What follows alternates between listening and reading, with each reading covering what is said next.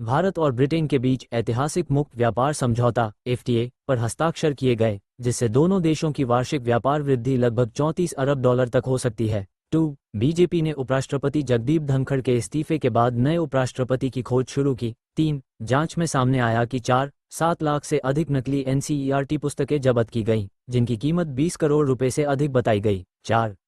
Air India पर DGCA द्वारा 4 notice जारी किए गए। विमानन नियमों के उल्लंघन के आरोप में 5 अजीम देशों थाईलैंड और कंबोडिया के बीच सीमा पर हिंसक झड़प हुई, जिसमें कम से कम 11 लोग मारे गए। 6 क्रिकेटर यश दयाल पर दूसरी बार बलात्कार का आरोप लगाया गया है। 7. वहीं उसी दिन पाकिस्तान को अंतर्राष्ट्रीय मंच पर नई भूमिका मिली। 8.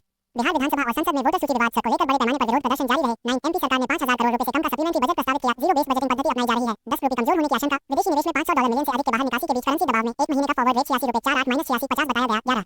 एनएसईएम सीईओ ने कहा कि इंडिया यूके मॉडल अन्य समझौतों के लिए प्रेरणा स्रोत होना चाहिए। 12. भारत यूके एफटीए पर टिप्पणी के साथ व्यापार जगत में सकारात्मक प्रतिक्रिया। 13. ऋषभ पंत इंग्लैंड सीरीज से बाहर। टूटी एंगल की वजह से 3 से बाहर घोषित। 14. इंग्लैंड वीज इंडिया चौथे टेस्ट में इंग्लैंड पहले घुटने पर। पंत बिना इतने बड़े चोट के आउट भी होकर मिल गए हजारों रन। 15. राहुल गांधी को नासिक की मानहानि मामले में जमानत मिली। कोर्ट ने आरोपों पर सुनवाई स्थगित की। 16. एड ने अनिल अंबानी से जुड़े 35 जोड़ ठिकानों पर छापेमारी की। मनी लॉन्ड्रिंग मामले में जांच जारी है। 17. इंडिया ने एफटीए वार्ता में ईयू के पूंजी प्रवाह नियंत्रण प्रस्ताव को अस्वीकार किया। देश की आर्थिक संप्रभुता को आधार बताया गया। 18. राजस्थान के झालावाड़ में स्कूल की छत ढहने से कम 4 छात्र मारे गए, कई घायल। राहत कार्य जारी। 19 को नरू हम्पी और दिव्य देशमुख पहला ऑल इंडियन 5 महिला विश्व कप फाइनल मुकाबला में पहुंची। 20. भारत की स्पोर्ट्स बाजार की कीमत $52 अरब तक पहुंची। सीएजीआर अनुमानित 10-12% तक। 21. आईओसी की तैयारी में एंटी डोपिंग पैनल बना। सीईओ रघुराम राय की नियुक्ति की पुष्टि की गई। 22. सिक्किम में मानसून वर्षा में 29% की कमी। आईएमडी ने कई राज्यों में भारी बारिश की चेतावनी जारी की। 23. भारत ने गाजा संकट पर अन्य फोरम पर तत्काल युद्धविराम की मांग की। 24. 2030 कॉमनवेल्थ गेम्स में अहमदाबाद में भारत की ओर से बोली दाखिल की। सीजीएफ से समर्थन मिला। 25. Mumbai Ahmedabad high speed rail corridor में प्रगति जारी। ट्रैक बेड काम में 34%